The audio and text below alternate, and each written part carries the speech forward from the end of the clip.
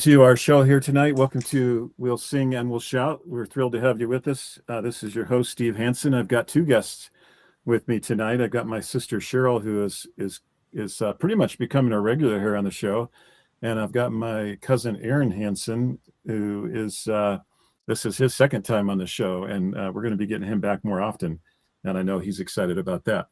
But tonight is Family History Night, and we're going to be talking about our Uncle Jim. There were four children in my dad's family he grew up in. He was the oldest, and then there was Jim, and then there was my Uncle Bill, which is Aaron's dad, and then there was our Aunt Jean. So it was three boys and a girl. But tonight we're going to be talking about the second child, the second boy, Jim, and we're going to share some things about his life and about a story that my dad wrote about Jim. Jim had an accident, and so Cheryl's going to get into that. Cheryl, this afternoon, Heidi and I cleaned out our closet. We wanted to get the bedroom and the closet cleaned out, but we only got to the closet. But the closet has just been accumulating for years, really. Like, we've lived in this house 11 years. Yeah. And it was literally 11 years of accumulation. And I think we could have filled a small U-Haul with the stuff, with the stuff that we have taken out of this shared closet here today. Yikes. The other thing I've discovered is I now have, like, I'm going to turn 60 here in about 6 months. I know I have at least enough clothes for another 60 years. So I don't need to buy another article of clothing, another pair of shoes. I have enough socks to clothe a small army. So I'm in pretty good shape on all that. That's one of the things we discovered here this afternoon. But the closet is not 100% done, but it is looking a lot better. So what were you going to say there? Every time we've moved, me and Martin have moved a lot, in the last 10 years. We've probably moved 7 times in 10 years. And every time we move, I pare down our closet and take bags of clothes out and take them to Goodwill. And we still have plenty of clothes. I mean, we've moved 7 times. So that means I've gotten rid of 7 bags worth of clothing for each of us. And we still have a plethora of clothing. So it's just kind of silly how much clothes we get and they say, like, if you haven't worn something in 6 months, just get rid of it, that kind of thing. Yeah, that's a good rule. I still have some clothes from high school. I know, me too. That I have kept that I'm planning on wearing when I turn 60 here. So oh, fun. I love that. So I'm planning to lose another, 25 pounds here and get down to my high school weight and then wear my high school clothes for my 60th birthday. So that's one of my age 60 goals here. I am taking all my size 38 waist stuff to DI, to Goodwill here. Right. And my size 36 stuff, it's pretty loose, but it's still reasonable. But my concern is that when I lose another 25 pounds, this 36 waist stuff is not going to be working. Going to have to go. Yeah. And that concerns me a little bit because I got quite a bit of that. I only had, I only had a certain amount of size 38 stuff. But I have quite a bit of size 36 stuff. Then I've got my 34s. And then when I get down to my weight, I'll be wearing my 32 kind of stuff that I was wearing in high school again. So that's kind of where my waist has been. But my big concern last summer was that, okay, is it time to start buying this 40 stuff? And the reality was, yeah, like, if I didn't change course, I was going to be buying size 40. So thankful that I am not going down that road. So that's enough about Steve's waistline. Let's Cheryl, let's hand this over to you. And while you're doing that, I'm going to play around with the pictures and throw pictures of Uncle Jim up here, and then you can pause and speak to those pictures, or you're in charge tonight. So you let Aaron and I know when we're supposed to speak up, and I just love the fact that you're in charge tonight. It takes the pressure off me. So go for it. There you go. So if the show's a flop, then we know who to blame. Right. Exactly. Yes. But if it's good, then we know who to credit. Right. Well, that means you're coming back next week. So. Yeah. So I don't know who. I think it was on Steve's Facebook page too, though. Whoever's my Facebook friend would have seen the front of the cover of the book that my dad put together about his brother. Who Was Jimmy is the title of the book.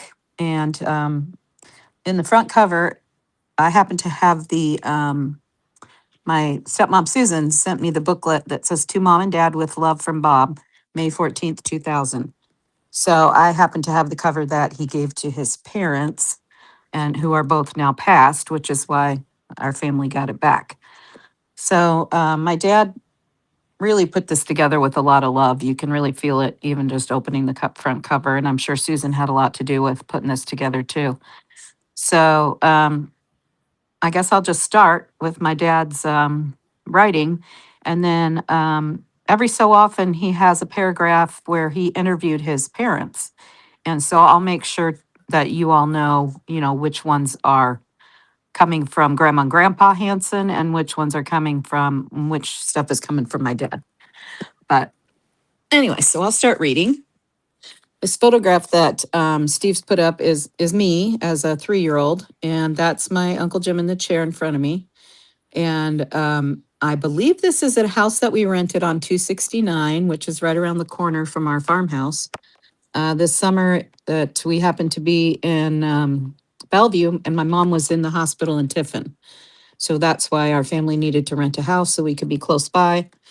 And I believe this was my 3rd birthday, which is, there's kind of a funny story about that, but I'll tell that another day. So this is about Uncle Jim. So who was Jimmy? That's the name of the book. James Allen Hanson was my brother. And I told Steve last night I didn't realize that our brother David was named after Jimmy, but apparently he is because David's name is David Allen Hanson. Right? Yeah. Okay. Yeah. James Allen Hanson was my brother. He was born March 29th, 1939. So just as World War II was starting for the U.S., I think it had already been going on in Great Britain for a while. But the son of Margaret May and William Arthur Hanson. And those are me and Aaron and Steve's grandparents. Dad described the event this way. Quote, on March 28th, 1939, we went to bed in the evening, same as always. In the middle of the night, Bobby woke up sick from eating a fig bar before going to bed. It's really funny. Dad had to ruin the night by puking. After caring for Bob, May informed me that she was having pains as another baby was past due. We called Esther Haney to come to stay with Bob as we headed for the hospital. As I got May in the car, she informed me between screams that she couldn't make it to the hospital. I picked her out of the car and carried her back up the stairs, and en route, our second son was born. So I'm just picturing Grandpa carrying Grandma up the stairs there at the farm. And at the time, I think his parents lived downstairs. So, he didn't want to lay Grandma down in the living room and have her have the baby in their house, basically. So he got her halfway. I'm guessing he got her halfway up the steps onto that landing, And that's where Jimmy was born. And that's where Jimmy was born, on the landing at the farm. I never heard that. That's I crazy. know. Yep. I picked her out of the car, carried her back up the stairs, and en route, our second son was born. So that sounds like he's born on the stairs. Dr. Right. Shoemaker arrived, cared for the newborn, and administered necessary stitches, and life proceeded as normal as could be expected. So they now have their second child, and the upstairs of the farmhouse is their whole house. That's their apartment that they're living in at the time. Dad says, I was born, so we're going back to our dad now, Robert. I was born October 31st, 1937. So when Jim came into our family, I was 1 year and 5 months old. That's not much of a stretch there, is it? No.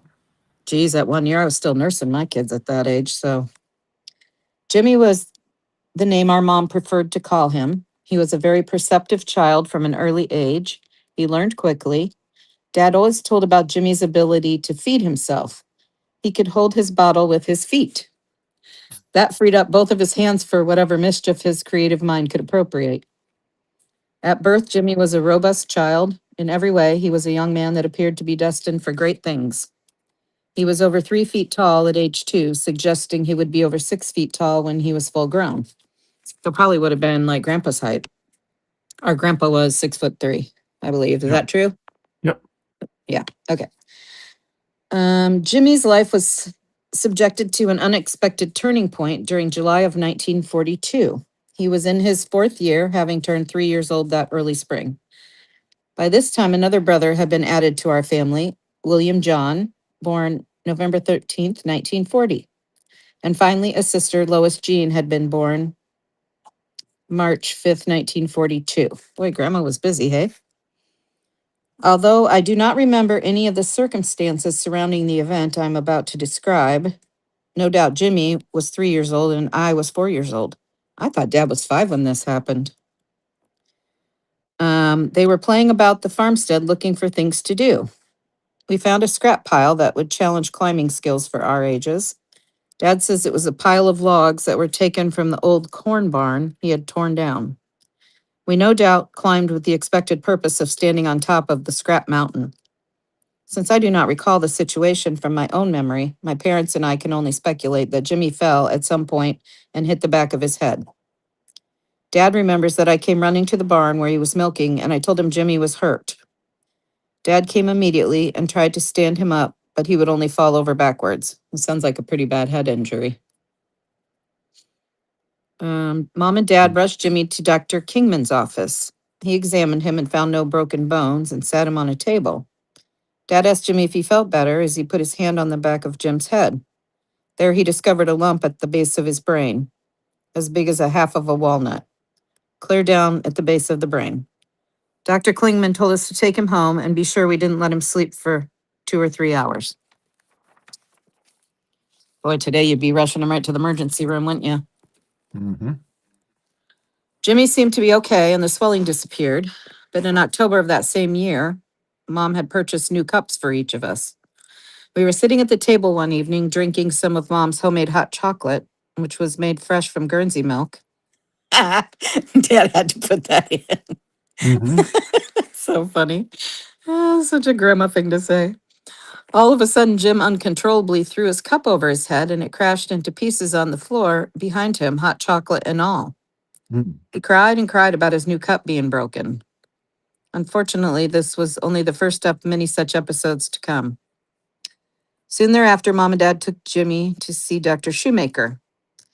Dr. Shoemaker decided Jim needed to be seen by a specialist. Now, I wonder if they'd have gotten him to the hospital right away or a specialist right away, if some of this could have been avoided. Like maybe there was a blood clot that needed to be fixed or, you know? Yeah. Yeah, that is interesting. Yeah. Yeah. So how much longer is this after he had that? I don't know. October of I the same year. I So it sounds didn't like it's about 6 months later of I when didn't the cup know that situation. I didn't know that he was ever like okay, seemingly okay after the After he incident. had the, I had yeah, never understood that. no, me neither. So I'm learning a lot here. Yep. How about you, Aaron?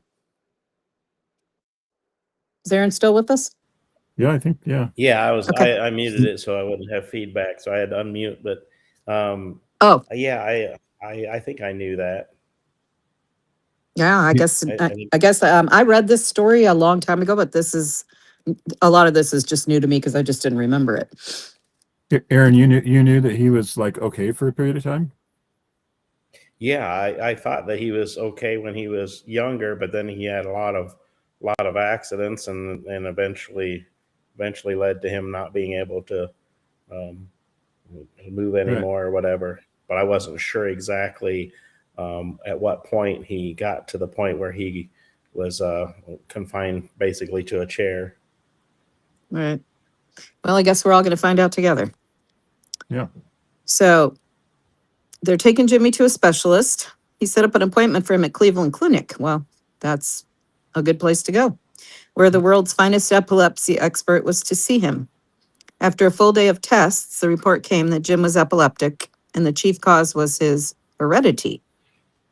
So it wasn't the fall? How does that make sense? Yeah. Yeah. I don't know. Epilepsy is defined as a disorder of the nervous system, usually characterized by fits of convulsions that end with loss of consciousness. In spite of the specialist's opinion, Mom and Dad and Dr. Shoemaker remained convinced that the epilepsy had occurred as a result of Jim's accident. Boy, this is really interesting stuff. Yeah. Dad recalls seeing Jim fall in the yard the following summer, so this would be July 1943. From that point on, convulsions often occurred, always without warning. And always there was hope that some kind of healing would occur. Now, here's Grandpa speaking again. After a year of mostly failure for medication to control the seizures, Jim was taken back to the Cleveland Clinic to be tested with an air encephalogram. That sounds dangerous. This was a procedure to remove fluid from the spine and insert a like amount of air and then watch it travel through the brain. Jiminy Christmas. I bet they don't do that anymore. He enjoyed better health for several weeks after that, but no one seemed to recognize that the reduced pressure levels had anything to do with the frequency of the seizures. As the years went by, I recall, okay, this is back to Dad. As the years went by, I recall the extensive efforts that our parents put forth in an attempt to find a cure for the epilepsy, or at least a reduction in the intensity of the symptoms. Jim suffered from, hang on a second, I gotta sneeze. Jimmy. All right. Jim suffered from petit mal or unconsciousness for periods of short duration, and grand mal, sudden loss of consciousness with muscular spasms or seizures. I can only imagine the suffering that my parents endured as they contemplated what to do. They were very young. Dad was 26, Mom was 28. And as was common for self-employed people at the time, they had no health insurance. As the reality of what they faced hit home, no option was left unexplored that might lead to some kind of relief for Jimmy. And here's Grandpa again. We're going back to Arthur. After seeing little success to this point, we requested permission to take Jim to the University of Michigan Hospital at Ann Arbor for observation. Permission was granted, so we took him there. After preliminary tests, they asked us why we had brought him to them after Jimmy was seen by the world's finest doctor in Cleveland. We told them we were still looking for answers. They kept Jim there for 10 days. As they released him, they had concluded that he was getting too much medication. Gee, many Christmas. These poor people. We should cut the dosage in half and not increase it until we wrote to them for permission. The next afternoon, Jim went into a convulsion and didn't come out of it until 10 o'clock that night. Oh, that must have been terrifying.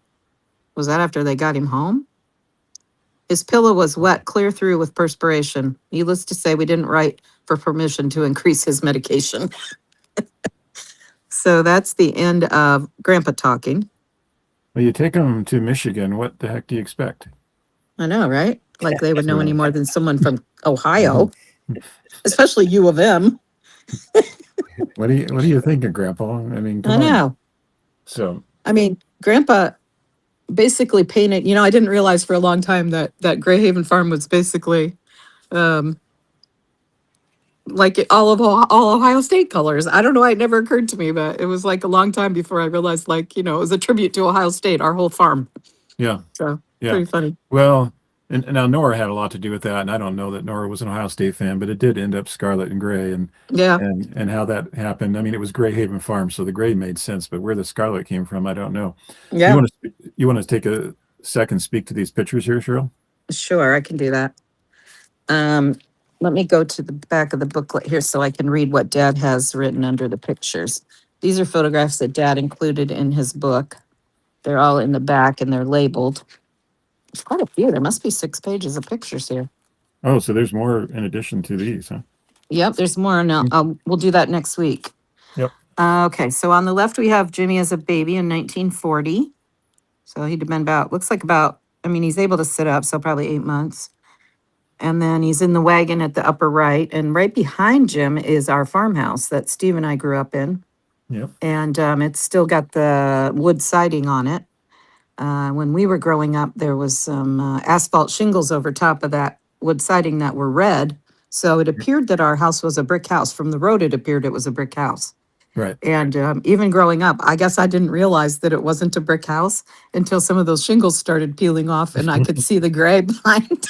I was like, holy cow, we don't have a brick house. Yeah, I know. I was a little dense.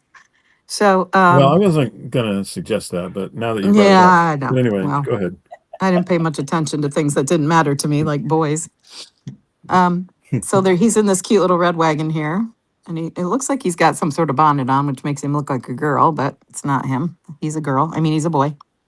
Then down below, it says Jimmy Hansen, 1942, and he's with what I'm assuming is a heifer. You can't really see, but he's with a little. I'm sure that would not have been a bull, because a bull would be more aggressive. Yeah. I wonder how, Grandpa for a while kept the horns, but when we were in 4-H and stuff, he always had the horns cut off. That was a transition that happened sometime in the 50s there, where they just decided, dairy cows didn't need their horns. So yeah, I suppose. So this picture down here, 1942. Obviously, it hadn't happened yet, but so he's with this calf, or it looks like maybe a 1-year-old Yeah, I heifer would would say be my that's guess. It's yeah, not a 1 year calf old. anymore, but it's not a full grown either. So it's just really cute to see Jimmy there in his little overalls and petting the cow, and then this bottom right picture. Oh, look at that! That looks like the house has the siding on it at that point, the brick It does, siding. and it looks nice and new too. It does. So Yeah, somewhere between 1940 and 41, they got the siding put on the house. isn't that interesting how that puts a timestamp on that? Yeah. Yeah. So yeah, that's kind of cool. All right. So I'm going to go on with the story. And Steve can load another bank of pictures if he wants. Yep. We're on page 3 here. So I'm considering quitting here with this story pretty soon and picking it up somewhere else. But let me get to the bottom of 3 at least for now. Okay. All right. So now we're talking about Uncle Jim has, and this is Grandpa talking still. Uncle Jim had a really bad convulsion and his pillow was wet. And so they gave him the full dosage of medication so that wouldn't happen again. Now, this is back to our dad talking. Robert, as I reached school age and started in the first grade at Thompson School, autumn of 1943, I do not remember Jimmy's health having much effect on my life. We played and wrestled at home like any other boys would do. And I'm sure Uncle Bill was in on that as well. Eventually, Jimmy was taking a lot of medicine. Dilantin and phenobarbital are the names I remember. Holy cow, those are some strong drugs. Mm-hmm. When we played ball, his timing and coordination were impaired. He couldn't run very fast. As children will be, we weren't very understanding or patient with him, but he always wanted to play and did his best. While most of us were afraid of the chickens we had there on the farm, Jim was not. He could catch them when no one else could. He had a special knack with birds and animals. All right, so this would be a good time to talk about these pictures that you just put up, Steve. Okay, so it says upper left, Jimmy and the birds. So obviously he's with his chickens. Me having chickens myself, I just love them.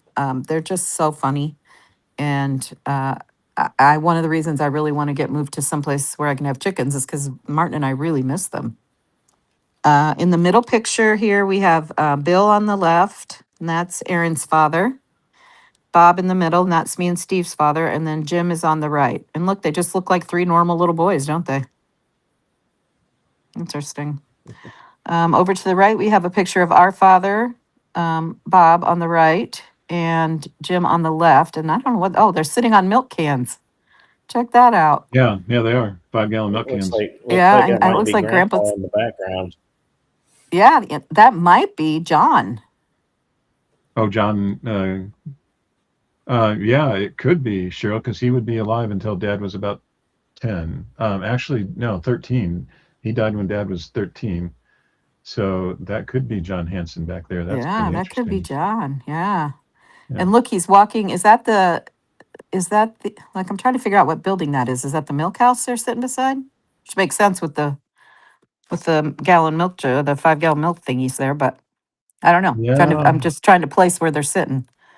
that may have that would have been the old barn. Oh, that's right. See? This is And before the so barn burnt down. we don't know that barn that well, and that would have been the old barn. Right.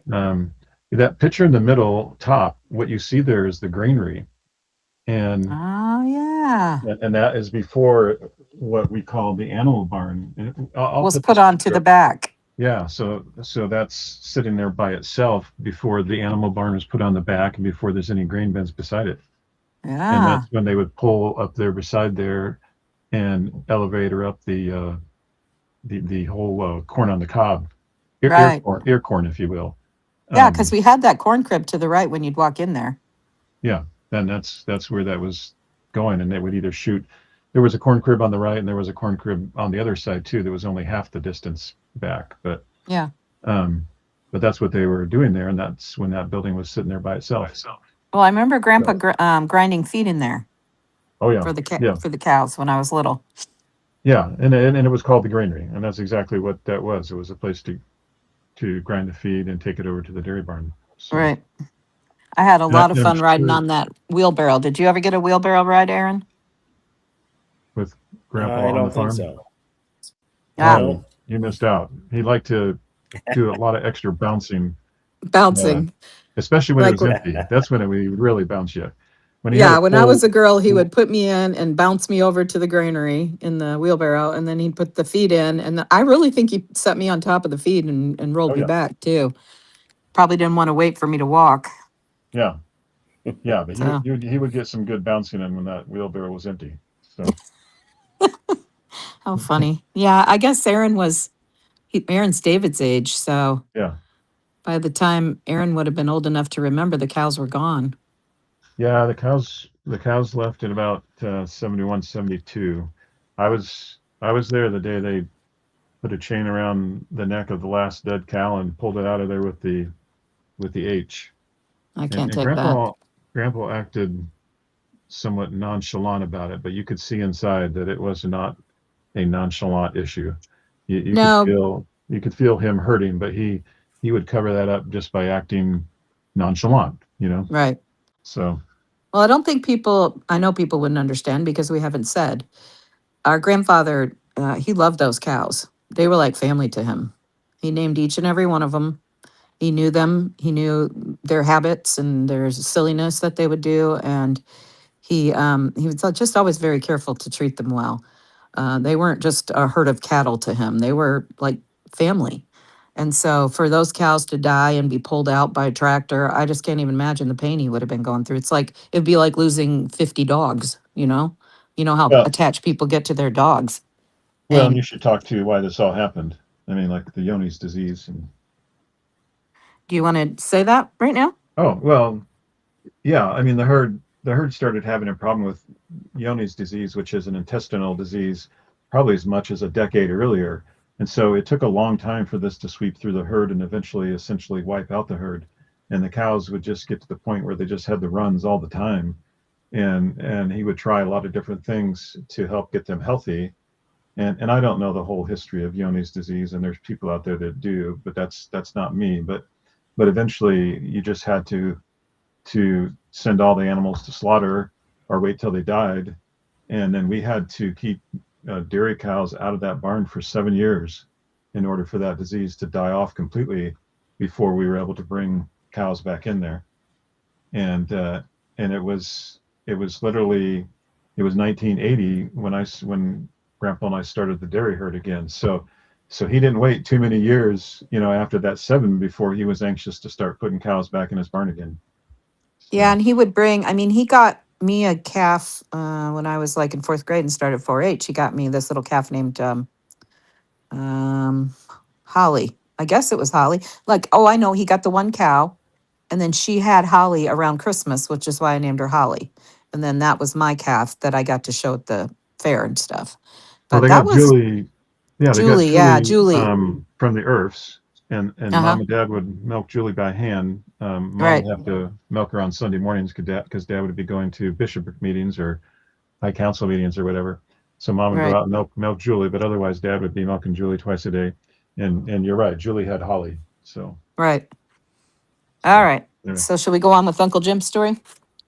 We'll just yeah, we'll just finish this one page and then oh, okay, so I was still doing the pictures. All right. So bottom left there is Jim with the chickens, which it's just kind of interesting that Dad says they were all afraid of the chickens, but look at him, he's standing right in the middle of all of them and he doesn't seem afraid at all.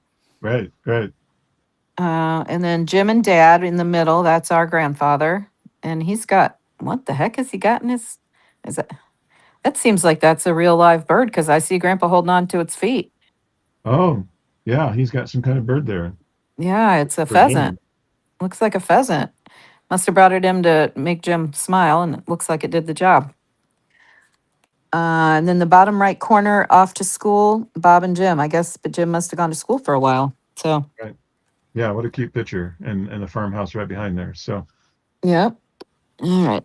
So let me so get again, look back. at so I'm going to throw this other picture of the farm, but again, look at this for those of you who aren't familiar. Look at this picture here, and look at the granary here in the background, and then let's pop back to my screen.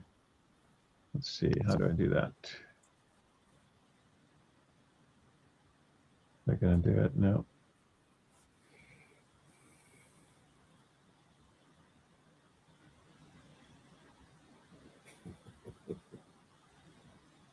Okay. All right. So pop back here, and now you can see that same barn is right here. And what was added was this animal barn, what we called this animal barn, which where the heifers and the calves hung out. When we were there, of course, Cheryl, we had ponies and rabbits and cow or pigs and Yeah. beef in there.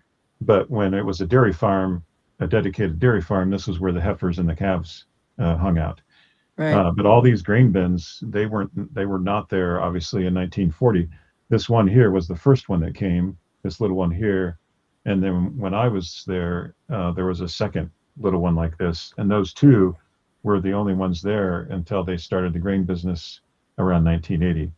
So yeah, at one time that barn, in fact, the granary there predates the dairy barn there, which Yeah. I don't know that I knew that I didn't know the history of that, but obviously it did. The granary was there when the old barn was there. So little history of the farmstead, but I'll let you carry on, Cheryl. All right. So, Dad was talking about Jimmy trying to play, and Bill and Bob weren't very understanding about the fact that he was uncoordinated.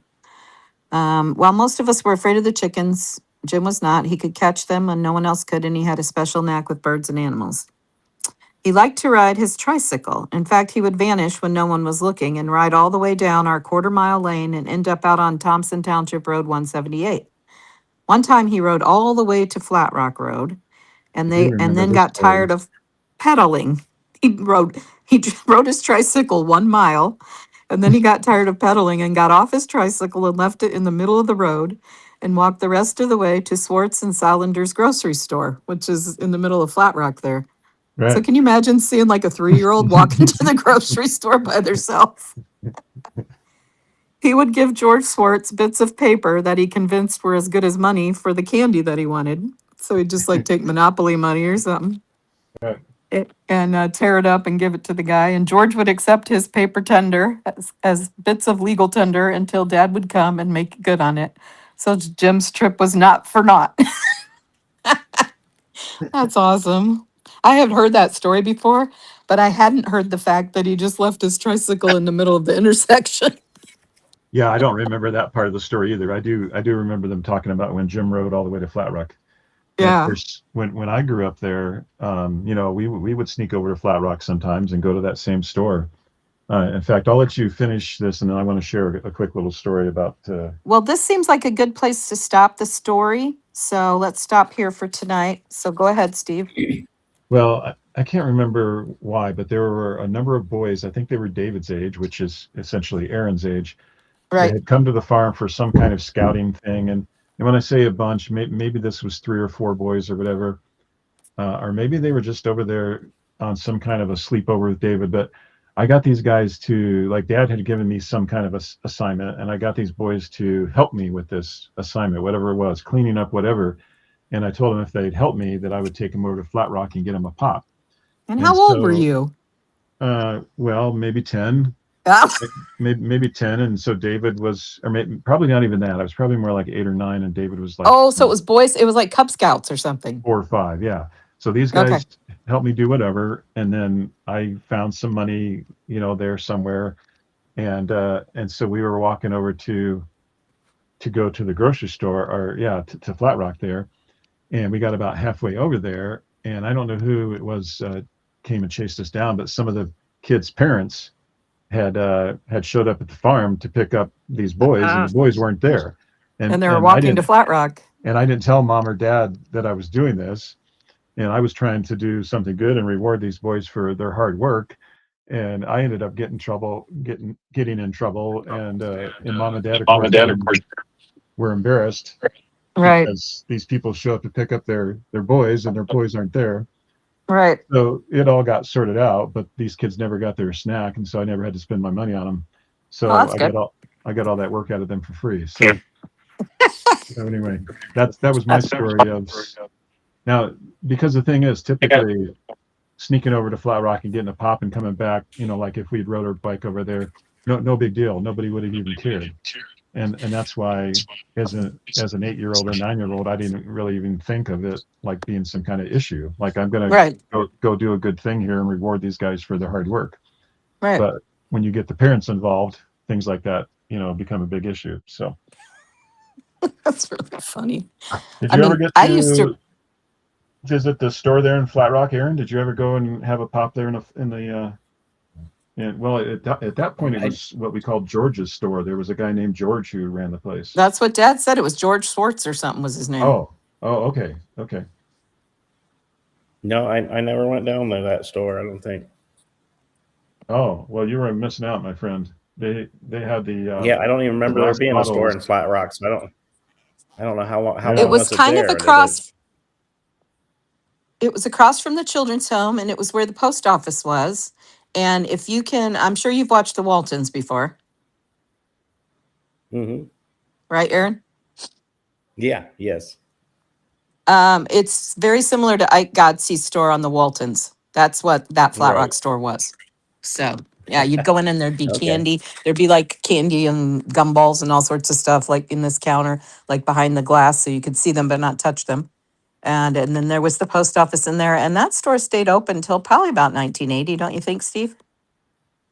Not sure about. I think it was later than that, but I'm going to bring up a screen here and show you this because this is important. We don't want to end the night without taking a look at this. And that closed. You know, before I went to college, it was closed, which was really sad because, you know, Flat Rock needed that store. So there is Main Street, and there's Water Street, and there's the Flat Rock grocery store. Yeah, and the post office, of course, was right beside it. The store was on this side, and the post office was here. It was all in the same building, though, Yeah, but it was two different doors. You're right. yeah, yeah. But it had And that then, creaky, you know, the creaky screen door when you'd opened it, and it creak and then close, and it would slam behind you. I mean, just like the movies, that store was just like the Waltons.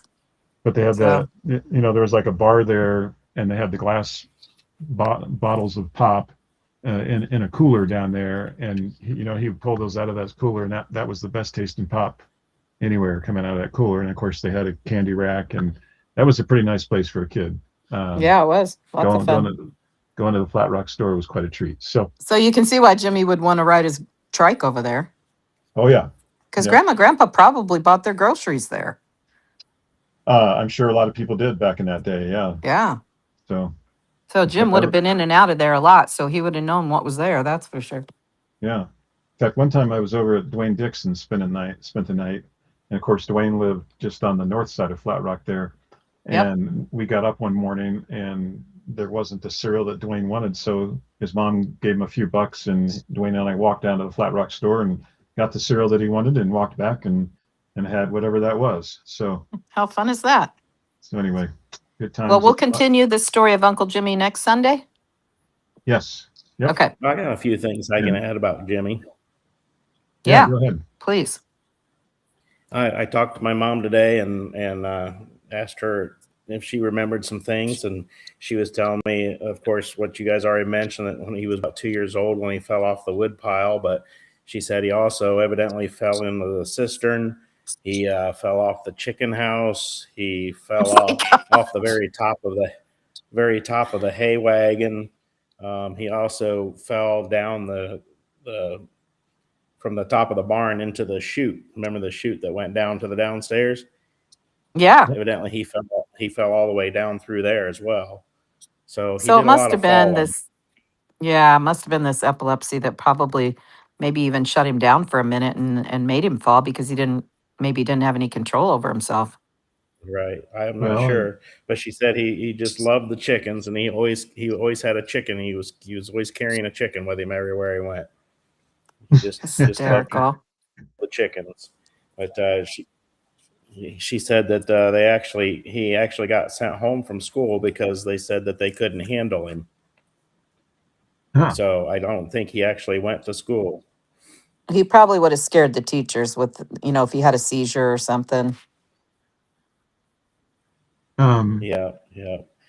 She said that they actually took most of his teeth out because of his seizures. They didn't want him to bite his tongue. Oh, sure. So I never wow. knew that. That's why he didn't have his teeth, as they pulled him out to keep him from biting his tongue off when he had a seizure. So that's why Grandma always, made him Fed him like food that applesauce and stuff. Yeah, she always had soft food that she fed him, or ground it up or whatever. would feed him stuff. So I never but realized that, my Aaron. mom, It didn't even occur to me. yeah, I just And learned that today as well. Um, my mom said it was always, she enjoyed watching him and talking with him, but it was always frustrating because she really wanted to know what he was saying, and he was very hard to understand what he was trying to say with the way he spoke. And It was. it was frustrating for her because she really wanted to communicate with him, and sometimes she just couldn't understand what he was trying to tell her. So Right. I think Grandma was the only one that spoke really to Jimmy. right. Yeah. probably, Well, you're yeah, Mhm. saying a lot of things but there, Aaron, that I had never heard before. And what you're saying is it caused me to pause and say, was this accident on the woodpile really the thing that caused this, or was there some epilepsy that caused the accident on the woodpile in addition to all these other falls that you speak of? And I don't know that we're going to get to yeah. the bottom of that one tonight, but it's an interesting question. So, Yeah, I think when the other time she was telling me about the hay wagon thing, I mean he fell right off the back of the hay wagon where it was stacked full of hay. Holy So hmm, that's crap. quite a drop. yeah, Yeah. Huh. I had So, heard that he fell off the but haymow we ramp, and I don't know. I don't know where I heard that, but that just fall from the. But you know what? It wouldn't even have been there then because that haymow ramp, that barn wasn't even built yet. correct.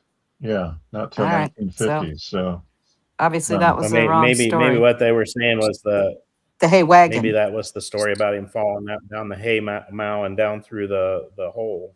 Right.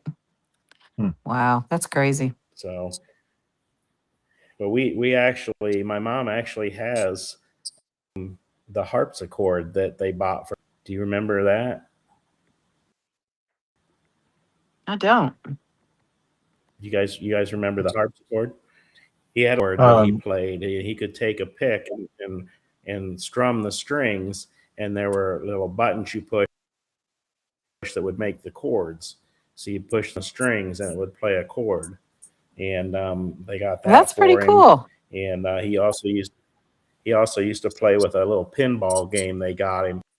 He was able to pull the I little remember that. plunger back and pop the pinball up, and I he do right. enjoyed remember that playing because I that as tried to play well. with it too. Yep. Well, that's neat that Yeah, your mom remembers all that, Aaron. That extra insight is so helpful, and that's why when you think about family history, that's why it's so important that we gather as much of this as we can while we have like your mom, Aaron, is the only one from that generation. I mean, Susan doesn't have anywhere near the exposure that somebody like your mom would, but of course, my dad, his mind is already gone now, uh, so we're so limited as to the information we can get on a lot of these things. So that was really helpful information you shared there for sure. I'm glad we had you join us. yeah, she actually had to watch Jimmy a few times for them because maybe Grandma was in the hospital for different things or something, and she'd go up there and take care of Jimmy. Um, of course, Grandpa did the lifting, and then when it got to the point where Grandpa got too old to be able to move him around anymore, they ended up taking him to Green Springs, Right. um, the home there where they took care of him there, and then Hey, they would just go visit him. you know what? I actually was speaking to a lady today, Marty Siegel, and she lived in that area. And she told me that she took care of Uncle Jimmy when he lived in Green Springs. Hmm. And she knew Grandma, Grandpa. She's about 10 years older than I am. She knew Grandma, Grandpa, knew Jimmy. And then, of course, she told me that she watched him and she took care of him when he was at Green Springs. So I was actually thinking about bringing her on tonight too, but maybe we'll bring her on next week, or maybe if it stretches to 3 weeks, we could bring her on and she could talk about Jimmy at Green Springs because, of course, none of us were there.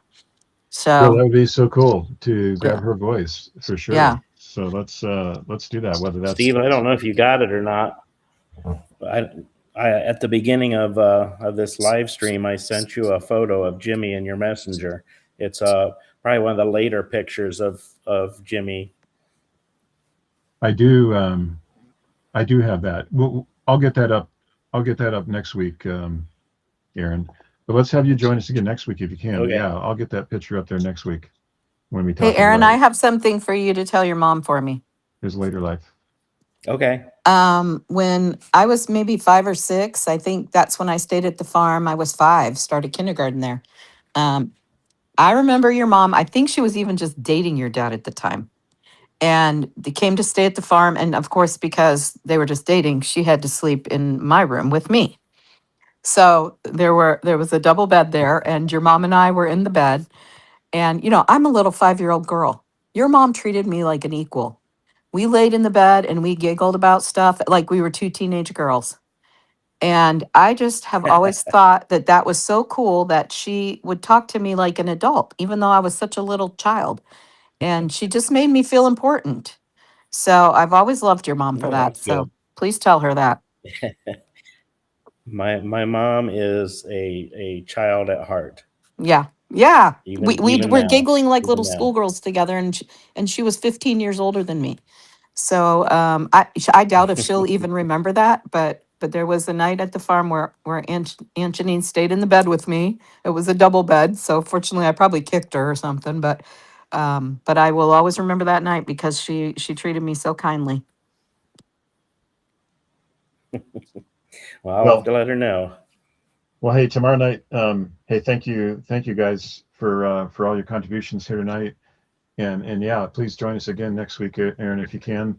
Tomorrow night we have Cheryl's segment. Did we decide this was 8 or 9 of Cheryl's I Voices think it's Countdown Calendar? 8, and I'm doing 3 different young men tomorrow night. And then I'm going to share the other junior high girlfriend that I had, and Right. we'll be talking about her and her impact on me and my life, and how I still feel that impact today. So some fun things tomorrow night, and then eventually we're going to have to get Aaron to share some things about his girlfriends. That's Um, I'm sure I'm sure he's got a little dating history of his own that he's going to want to talk about. So that's right. I guess he'll have to decide whether There's that's not something too he really much wants to do there. or not. So, I think but hey, David married the only 2 girls he ever dated, so his is oh, pretty David. boring. Yeah. No, I wouldn't I was say about that. the I was about the same.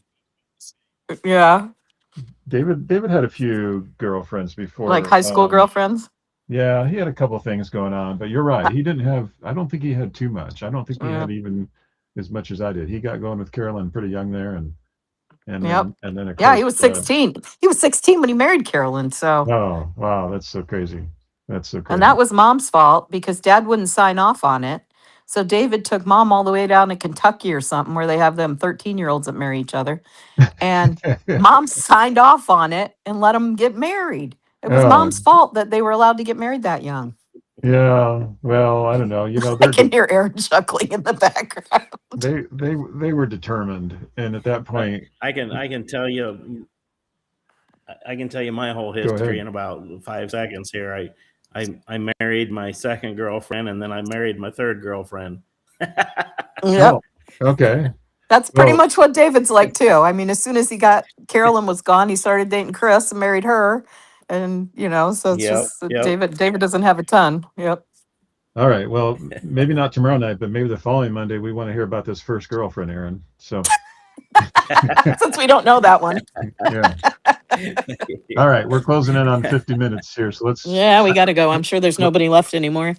let's let these good folks go. But but the rest of us can stay here and talk for a moment. So, All right. so we will see everybody else tomorrow night.